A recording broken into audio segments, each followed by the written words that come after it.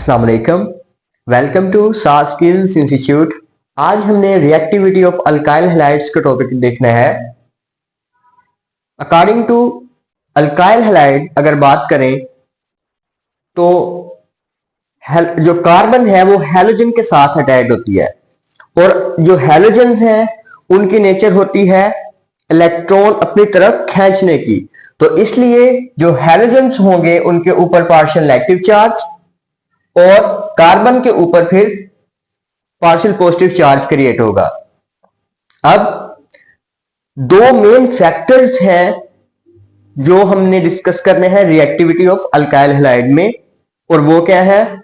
सबसे पहले है bond energy. Bond energy means के the amount of energy required to break a specific bond. Means के हमने अल्काइल हैलाइड में अगर देखें कि CF बॉन्ड भी हो सकता है, CCl बॉन्ड, CBr और CI बॉन्ड भी हो सकता है। अब इनकी बॉन्ड एनर्जीज मेंशन है, मींस के CF बॉन्ड को तोड़ने के लिए हमें 467 किलो जूल पर मोल एनर्जी रिक्वायर होगी, और CI बॉन्ड को तोड़ने के लिए 228 किलो जूल पर मोल एनर्जी रिक्वायर होगी। मींस के इस टेबल से हमें यह जाहिर है कि जो CF बॉन्ड है वो स्ट्रॉन्गर बॉन्ड है, स्ट्रॉन्गेस्ट बॉन्ड है, और जो CI बॉन्ड है वो एक वीकर बॉन्ड है, क्योंकि इस बॉन्ड को हम थोड़ी सी एनर्जी भी लगाकर इसको ब्रेक कर सकते हैं। ठीक है, अब इस टेबल के अकॉर्डिंग होना क्या चाहिए कि जो CI एक वीकर बॉन्डेड वाला अल्काइल हैलाइड है उसको ज्यादा रिएक्टिव होना चाहिए, और CF वाले अल्काइल हैलाइड्स को लीस्ट रिएक्टिव होना चाहिए। तो बॉन्ड एनर्जी के अकॉर्डिंग जो ऑर्डर ऑफ रिएक्टिविटी निकलता है वो हमारे पास Ri मींस के ऐसे अल्काइल हैलाइड जिनमें आयोडीन प्रेजेंट होता है वो अल्काइल हैलाइड ज्यादा रिएक्टिव होंगे, और RF वाले लीस्ट रिएक्टिव होंगे। ठीक है, ये एक बात।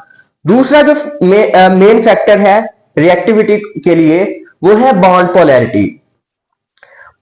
Polarity is induced due to the difference of electronegativity, means के जितना ज्यादा इलेक्ट्रोनेगेटिव का डिफरेंस होगा उतना ही वो बॉन्ड पोलर होगा। ये हमारे पास इलेक्ट्रोनेगेटिविटी की वैल्यूज गिवन है डिफरेंट एटम्स के लिए, फ्लोरीन के लिए 4 और ये रिस्पेक्टिव।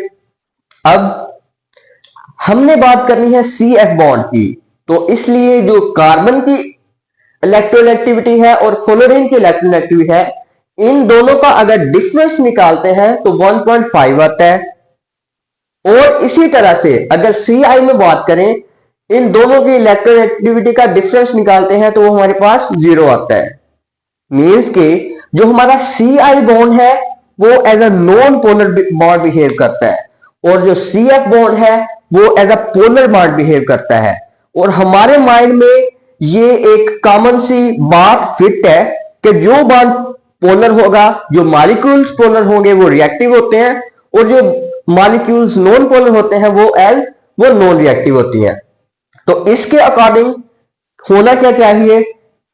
इसको RF या CF वाले RF अल्काइल हैलाइड्स को ज्यादा रिएक्टिव होना चाहिए। ठीक है, और RI वाले अल्काइल हैलाइड्स को लीस्ट रिएक्टिव होना चाहिए।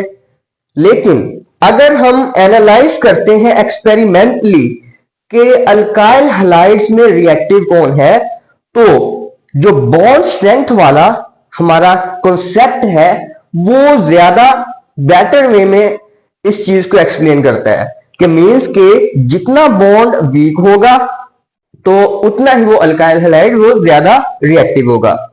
तो जो रिएक्टिविटी का ऑर्डर निकलता है वो वही है जो हमने इधर बॉन्ड एनर्जी वाले टॉपिक में पढ़ा। और एक और चीज कि RF बॉन्ड, ये बॉन्ड इतना स्ट्रॉन्ग होता है कि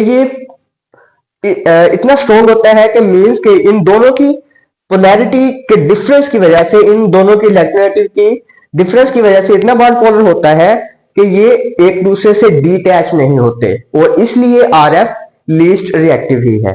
thank you, please subscribe the channel and share the video.